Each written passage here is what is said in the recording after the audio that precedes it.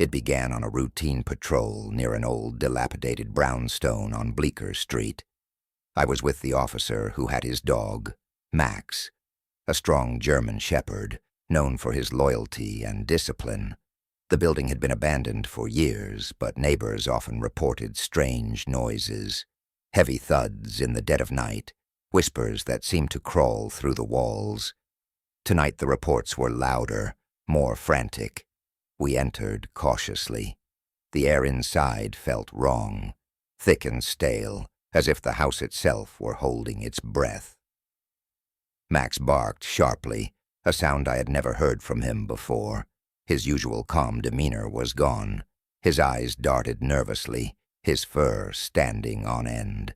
The officer reassured him, patting his side, but Max wouldn't settle.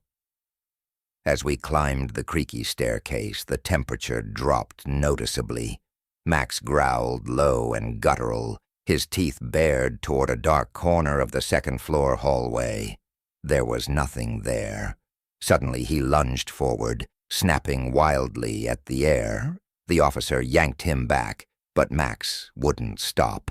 Then it happened. Max turned and sank his teeth into the officer's arm.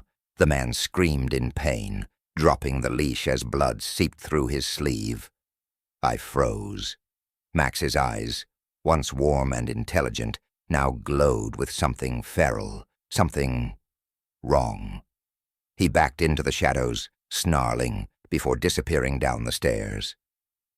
We rushed outside, the officer clutching his arm, his face pale. Max was nowhere to be seen. The officer was rushed to the hospital, his wound deeper than it seemed. That night I couldn't sleep. I replayed the scene in my head, trying to make sense of it. Why would a dog like Max turn on his handler? The answer came a week later. The officer's condition worsened. His arm swelled unnaturally, dark veins spreading up to his shoulder. Doctors couldn't explain it. They tried everything, but the infection only grew. Then he started acting strange, snarling at nurses, his nails growing sharper, his eyes taking on that same eerie glow. He was restrained for his own safety, but deep down, I knew he wasn't the same man anymore. I revisited the brownstone, desperate for answers. The neighbors told me about its dark history, a place where illegal experiments on animals had been conducted in the early 1900s. The souls of those creatures, they said, never left. I never saw Max again, but sometimes, late at night, I hear a growl outside my window, and I wonder if he's still out there, waiting for me. It was a restless night, and I found myself wandering the glowing streets of Times Square. The city felt different at midnight, quieter, but not entirely calm. The crowds had thinned, leaving only the occasional passerby and the relentless flicker of neon lights. The energy of the city was intoxicating, but unsettling, like a song playing slightly off-key. That's when I saw her. She stood under a streetlight, her white dress almost glowing in the light. Her long dark hair framed her face, and though she wasn't moving or speaking, she had a presence that made her stand out. I couldn't look away. Her gaze shifted to meet mine, and she smiled, a soft, knowing smile that sent a strange chill through me. Against my better judgment, I approached her. "Beautiful night," she said, her voice smooth but carrying an edge I couldn't quite place. "It is," I replied. "You're not exactly dressed for Times Square." She laughed lightly. "You'd be surprised what you see here after dark." We started walking together, though I wasn't sure why.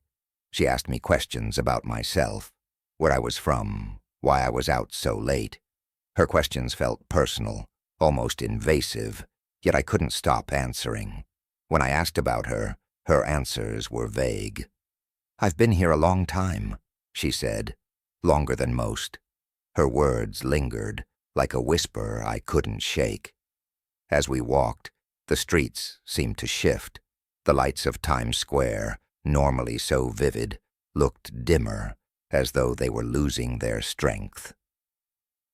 The sounds of the city faded into the background. Soon I realized we had wandered far from the main square.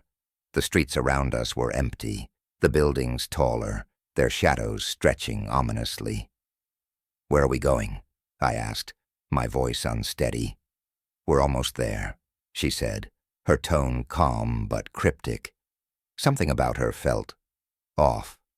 Her movements were too fluid, her gaze too intense. I stopped walking. "I think I should go back," I said.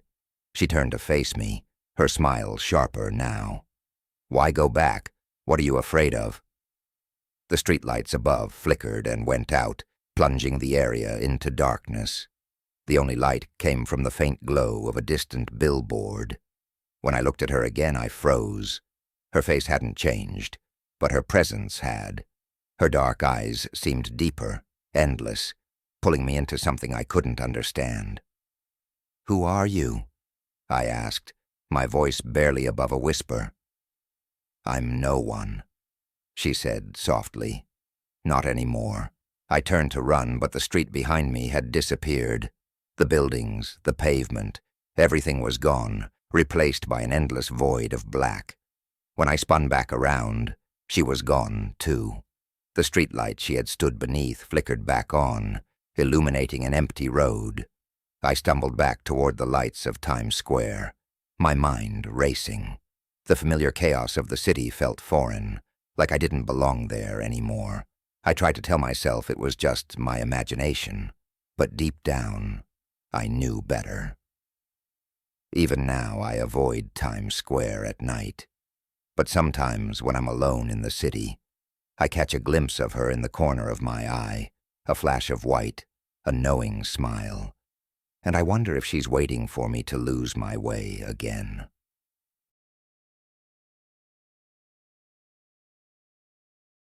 When my childhood friend died, it was like a part of me was buried with him. We'd grown up together, shared every secret, and been closer than brothers.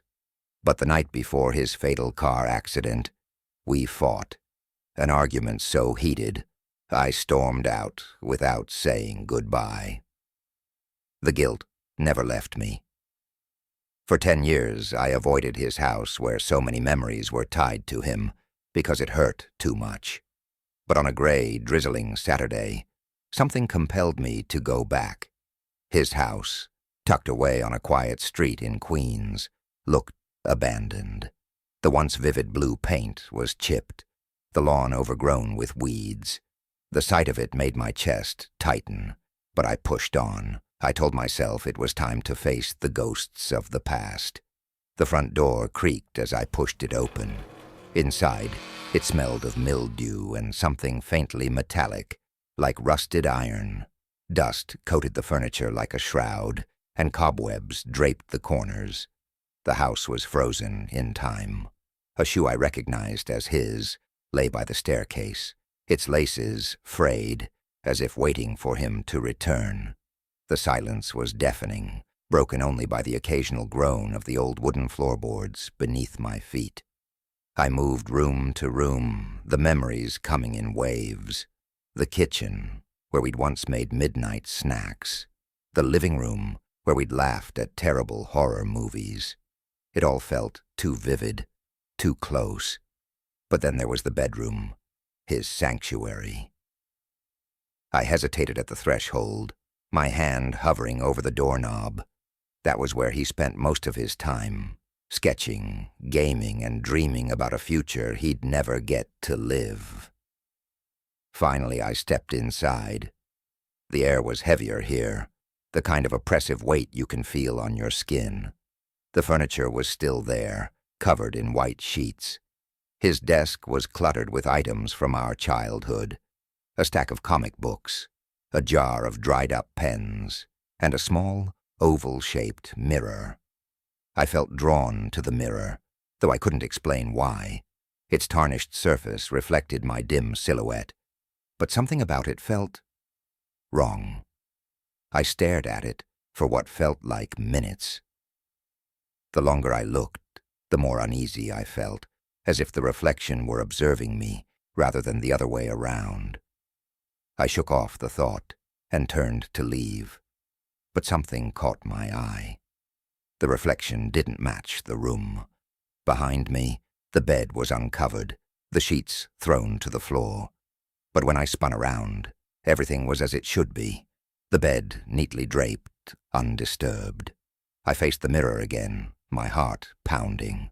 This time, the reflection wasn't mine. It was his, my childhood friend. He stood there, gaunt and pale, his eyes sunken and lifeless.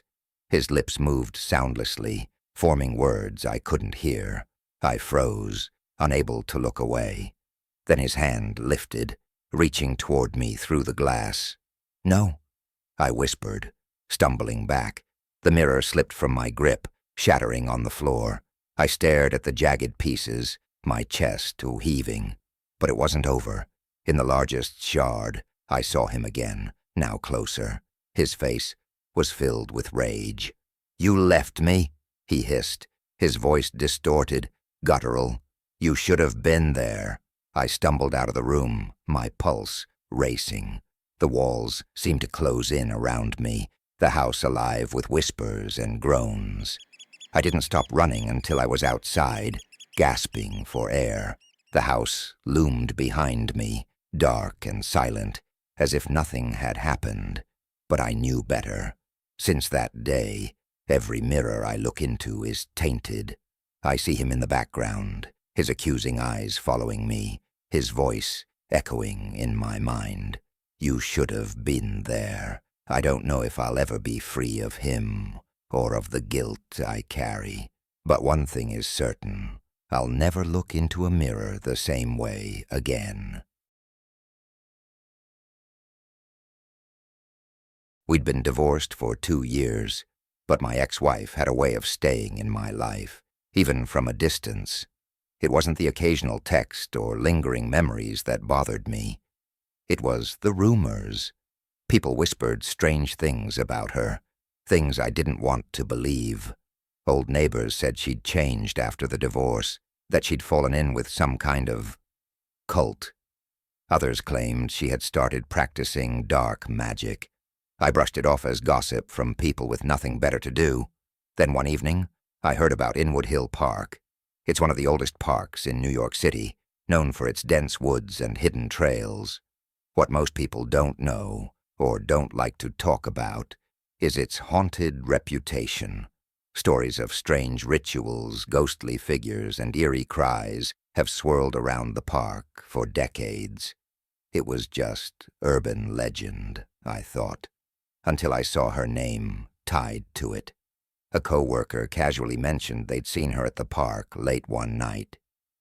She was with people, they said, their voice trailing off. The way they said it made my skin crawl.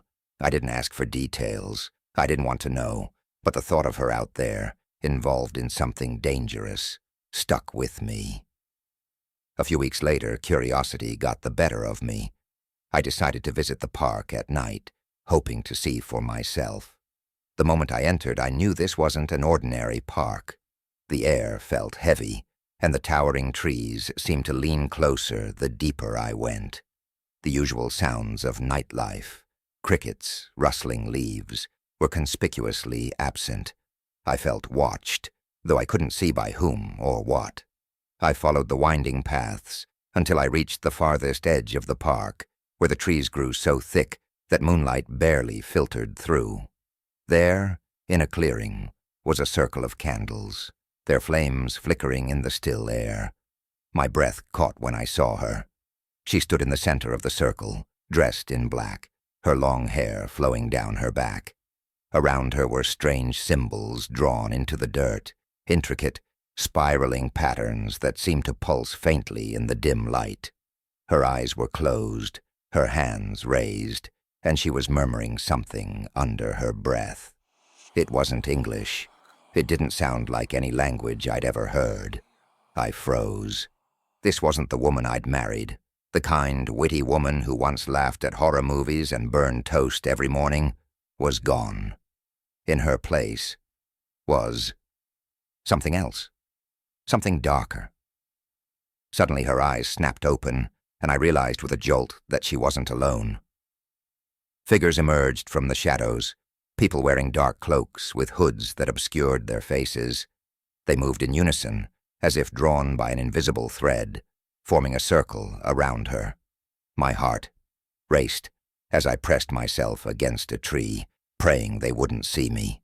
The air grew colder, and the faint hum of her chanting grew louder, sharper, until it became a harsh, guttural scream. The symbols in the dirt glowed red, and the ground beneath them began to shift as if something beneath the earth were clawing its way out. I wanted to run, but my legs felt like lead. Then she turned her head sharply in my direction, her eyes locking onto mine. "I know you're there," she said, her voice echoing unnaturally, as if layered with another voice beneath it. I stumbled out from behind the tree, my hands raised in surrender. "What are you doing?" I demanded, though my voice cracked with fear. "What is this?" She smiled, a slow, chilling smile that didn't reach her eyes. "You never understood me," she said, stepping toward me. "You wanted me to fit into your perfect little world, but this—" She gestured to the glowing symbols, the hooded figures. "This is who I am now." "This isn't you," I said, my voice trembling. "You're better than this." Her smile faltered for a moment, but then her face hardened. "You don't get to tell me who I am," she snapped. "You never did." The ground in the center of the circle cracked open with a deafening roar, and something began to emerge. It wasn't human. Its shape was indistinct, shifting, a mass of shadow and flame. The hooded figures dropped to their knees, chanting in unison. I backed away, my every instinct screaming at me to run, but her eyes held me in place. "Stay," she said, her voice like ice. "You wanted answers, didn't you? Stay and see what I've become." The thing in the circle rose higher, its form solidifying. It had eyes, dozens of them, burning like coals.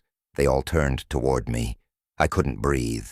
My ex-wife stepped closer to it, her hand outstretched as if she were greeting an old friend. "No," I whispered, finding my voice at last. "This isn't you. This thing is going to destroy you." She laughed, a hollow, joyless sound. "You think I didn't know what I was doing?" she said. "This is power, real power, something you could never understand. I don't know what came over me, but I ran. I didn't care if they followed me. I didn't care if the thing in the circle came after me. I just knew I had to get out of there. The woods seemed to close in around me, the trees twisting and shifting, but somehow I found the path back to the park's entrance. When I finally made it to the street, I collapsed on the pavement, gasping for air. I looked back, expecting to see her or the hooded figures chasing me, but the park was silent. Still, I could feel it watching me, whatever it was she had called forth. I never went back to Inwood Hill Park. I tried to report what I saw, but who would believe me? Even now, I'm not sure I believe it myself.